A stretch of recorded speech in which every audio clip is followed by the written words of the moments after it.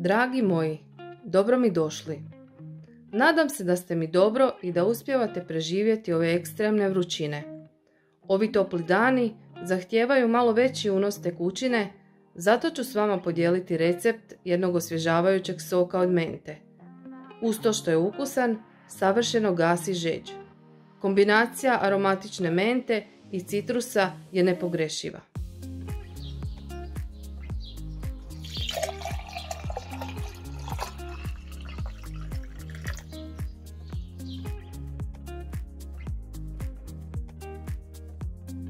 Pa krećemo sa izradom.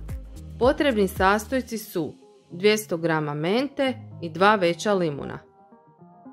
Mentu sam isprala pod mlazom vode i ostavila malo da se prosuši. Zatim sam limune narezala na ploške. U malo veću posudu stavite mentu i kriške limuna. Zatim ih prelijte sa 2 litre vode. Prekrijte krpom i ostavite 24 sata da odstoji.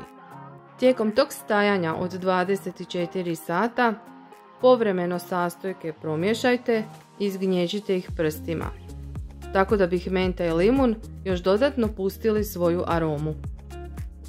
Kada nam je sok odstojao 24 sata, procijedit ćemo ga kroz cjedilo, te dodatno rukama istiskati kako bi se ocijedilo što više soka. U procijeđen sok od mente dodajte 1 kg šećera. Miješajte sve dok vam se šećer ne otopi. Kada se šećer otopio, sok ćemo sipati u čiste boce. Dobro ga zatvorite. Pošto nema konzervansa, trebate ga čuvati na hladnom. Od ove količine sastojaka ja sam dobila 2,5 litre gustog soka. Ovako pripremljen sok razrijedite sa vodom. Dodajte leda i kriške limuna.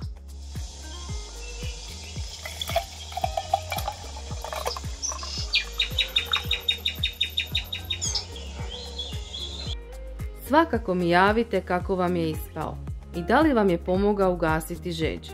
Budite mi zdravi i veseli.